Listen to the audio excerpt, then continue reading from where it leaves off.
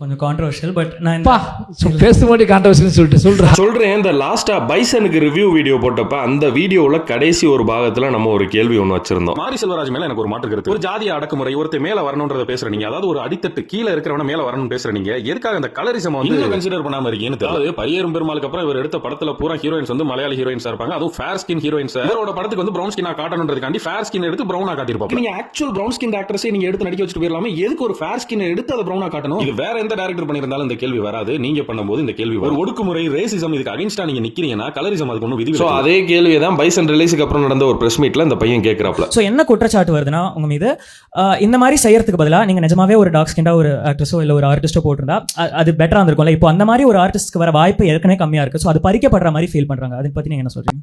அது சாய்ஸஸ் தான். இப்போ இன்னொரு பிரச்சனையும் இருக்கு.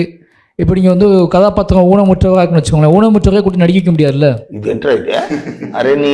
இப்படி ஒரு பதில் வரும்னு நான் சத்தியமா எதிர்பார்க்கல. அதாவது அதுக்கு ஓப்பனா வந்துட்டு அவங்களாம் வந்து ட்ரெண்டிங்ல இருக்காங்க, அவங்கள வச்சு போட்டா ஒரு ஈஸியான ஒரு பிஆர் கிடைச்சிடும், படத்தோட மார்க்கெட்டிங் வேலையும் எங்களுக்கு கொஞ்சம் குறைஞ்சிரும்னு ஓப்பனா சொல்லிட்டு போறதை விட்டுட்டு அறிவா பதில் சொல்றேன்ற பேர்ல இப்படி ஒரு அபத்தமான பதில சொல்றாரு. அதாவது இவர் வந்து டார்க் ஸ்கின்னா இருக்கிறவங்களையும் ஊனமுற்றவரோடையும் கம்பேர் பண்ணிட்டு இருக்காப்ல. சாரி மாற்றுத்திறனாளிகளோட கம்பேர் பண்ணிட்டு இருக்கா. மாற்றுத்திறனாளியை வந்து நடிக்க வைக்க முடியுமா? அதாவது ஒரு மாற்றுத்திறனாளி கேரக்டருக்கு மாற்றுத்திறனாளியை நடிக்க வைக்க முடியுமா? அதுலயும் பிரச்சனை இருக்குல்ல அப்படின்றப்ப டார்க் ஸ்கின்னா இருக்கிற மாற்றுத்திறனாளின்னு சொல்ல வரீங்களா? சிகப்பா இருக்காங்க, ஒருத்தங்க அழகா இருக்காங்கலாம் சூஸ் பண்றது இல்ல.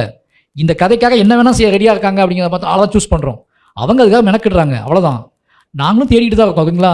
இப்ப இந்த படத்துல அந்த அனுப்பமா கேரக்டர் அப்படி என்ன மெனக்கட்டுருச்சு அப்படின்றத அவர் சொல்லியா. அந்த படம் எனக்கு ரொம்ப பிடிச்சிருந்துச்சு. அதாவது பைசன் படம் எனக்கு ரொம்ப பிடிச்சிருந்துச்சு. அந்த படத்தை தெளிவா பார்த்ததுனால சொல்றேன், இந்த அனுப்பமா கேரக்டர்ல நீங்க டார்க் ஸ்கின்ல ஓரளவுக்கு நடிக்க தெரிஞ்ச ஒரு ஆளை போட்டிருந்தா கூட நல்லா தான் இருந்திருக்கும். அவ்வளவு மெனக்கடணும்னு அவசியம் இல்லை. ஓஹோ சரி. அப்ப அந்த வெயில் காட்டுல அவங்க நடிக்கிறதே அவங்களுக்கு மெனக்கேடல் அப்படின்னு நினைக்கிறீங்களோ? நம்ம சிம்பிளா மார்க்கெட்டிங்காக தான்ப்பா அப்படின்னு சொல்லிட்டு முடிச்சுட்டு போறதை விட்டுவிட்டு ஊனமுற்றோரை கொண்டு வராப்ல, மெனக்கேடல்ன்றாப்ல. இங்க உள்ள டார்க் ஸ்கின்ல உள்ள எந்த ஆக்ட்ரஸுமே என்னமோ மெனக்கெட்டு நடிக்காத மாதிரி தமிழ்நாட்டில் யூடியூப் சேனல் வச்சுக்கிட்டு அதுல ஆக்ட் பண்ற பொண்ணுங்க நிறைய பேர் டார்க் ஸ்கின்னா இருக்கிறவங்களே சூப்பரா நடிக்கிறாங்க. இதுல இப்படி ஒரு ஸ்டேட்மெண்ட்.